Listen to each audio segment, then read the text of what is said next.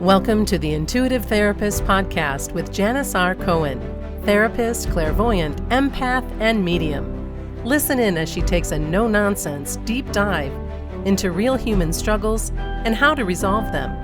Janis will share channeled information from her spirit guide team, as well as the angels and archangels, to help you master your emotional, physical, financial, and spiritual destiny. And now, Janis R. Cohen. Hey y'all, this is Janis Cohen, the Intuitive Therapist here on the Intuitive Therapist Podcast. Years ago, I remember hearing a story about two famous entertainers. Each was asked how they felt right before they walked on stage to perform. One of them said they get this rush of excitement in those preceding moments. The other one said that they were really anxious right before they took those few steps into the spotlight. What was the difference between these two people? Why did they have such polar opposite emotions when they were seasoned performers walking into the same situation? Well, we're going to get into the reason for that today in today's episode. Recently, I was working with a woman in her 30s who was struggling with something. I don't want to give that away. I'm holding her confidence, but she was struggling specifically around something, and anxiety popped up. And she mentioned that she felt overwhelmed and nervous about upcoming events. When I asked her why she felt nervous, she said, "I don't know exactly what's going to happen. I don't know, and I like to know what's about to happen. And when I don't, I feel nervous. I'm scared." I asked her if there was another way to look at the situation she was in. She drew a blank. She said that she didn't know of any other way since she was so used to feeling nervous, and she'd felt blocked. I mentioned to her that being nervous, feeling anxiety, just like any other feeling, is a conscious choice, and oftentimes it's a habit, and that habits can be changed. She looked really confused, which is a really good thing in my work for me as a therapist, because whenever a client is confused, then a door is open for me to help them reframe their thinking. So I said to her, I wish somebody had taught me what I'm about to teach you when I was younger. It would have saved me years of heartache and helplessness. So I began to explain that we all have choices in every part of our lives and in every moment of our lives. Most importantly, we could pick and choose how we feel, how we perceive things, how we choose to interpret things. And of course, we have choice when it comes to how we respond to things. She was listening intently at this point. I could tell that she was making room in her brain. Intellectually, she understood this concept about choices. I know, she said. She knew it in her head because she was shaking her head yes. But transferring that knowledge into her beingness was another thing, and that was our work. That was our work to do that day. So I continued to share, as I often do. I told her the story that I just told you about the two entertainers at the beginning of this episode, and I asked her what she thought the difference was between these two people. At first, she said, "I don't know." And I pressed her to abandon that default answer. I hear that a lot. I don't know. I said, "Tell me what comes to you when you think about what the difference is between these two people." I was unwilling to accept I don't know anymore.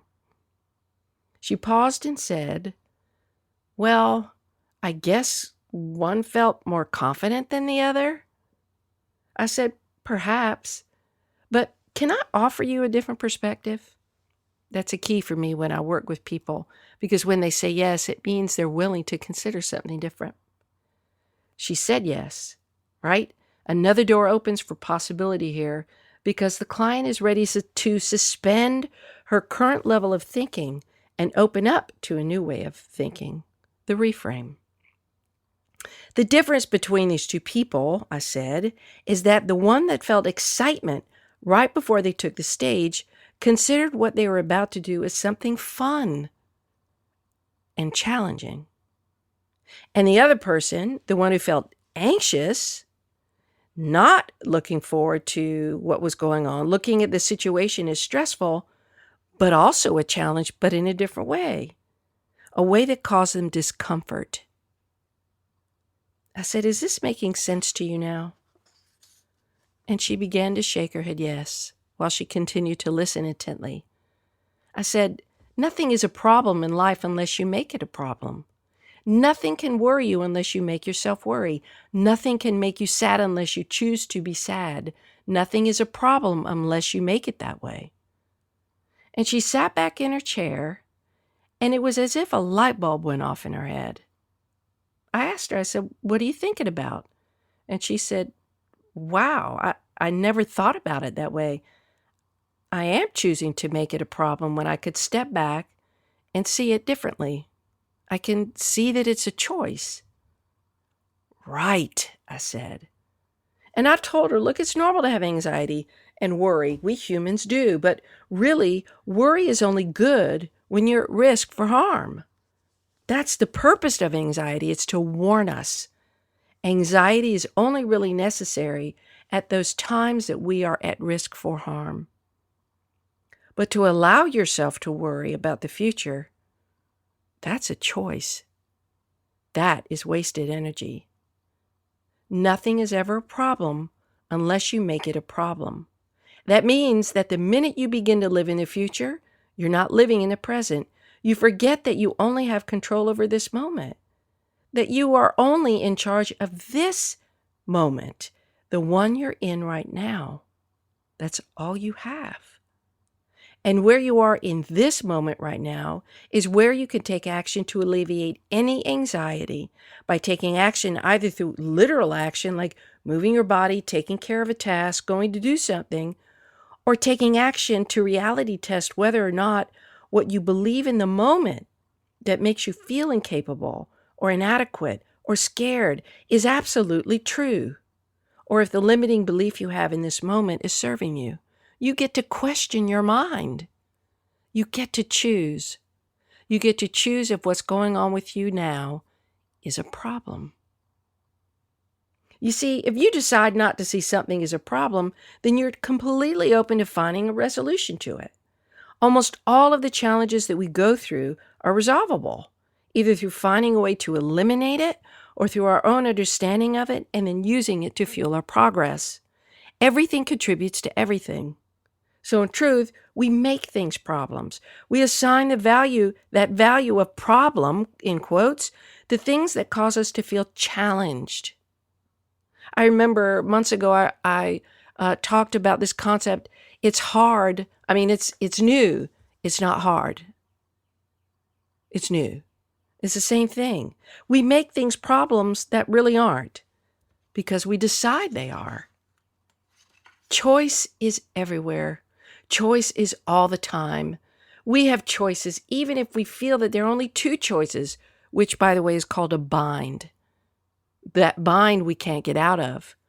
We lock ourselves in. There is always a third or fourth choice or fifth or sixth choice. And maybe one of those additional choices is to seek out help from somebody to brainstorm additional choices. If you stay in your mind, you will be in a bind. Ooh, that's the first time I've ever said that. So whatever you're going through, wherever you feel stuck, wherever and whenever you have that uh-oh feeling, know that you need to take a few deep breaths, however many you need to take, and ask yourself, what are my options right now? How do I solve this? Am I believing something about this that is limiting my ability to resolve it? If so, what is that belief? And is it 100% ultimately true for me or about me? If it's not, which likely it is not, then take some time to write down some options, choices about how you can resolve a situation or brainstorm with somebody else. There's always a way out. There's always people who can help you, even strangers to whom you can reach out for guidance. And of course, you can always ask the universe for guidance and then lean back and receive your answers through hunches, nudges, and inspired actions. So, sweetie, please don't make things problems. Don't make them into problems. Make them into exciting challenges that you're finding resolution for. If you do this, I promise you'll never feel incapable, resourceless, or debilitated by what happens to you. You'll look at it and say, okay, this is an opportunity for me to be creative. This is an opportunity meant for me. Nothing is ever a problem unless you make it a problem. Got it? I wish you a blessed day, a wonderful week, and as always, live intuitively. Thanks for listening to The Intuitive Therapist. If you like what you heard, the best compliment you can give us is to share this podcast with a friend. And be sure to give us some stars and a favorable review at Apple Podcasts or wherever you listen in.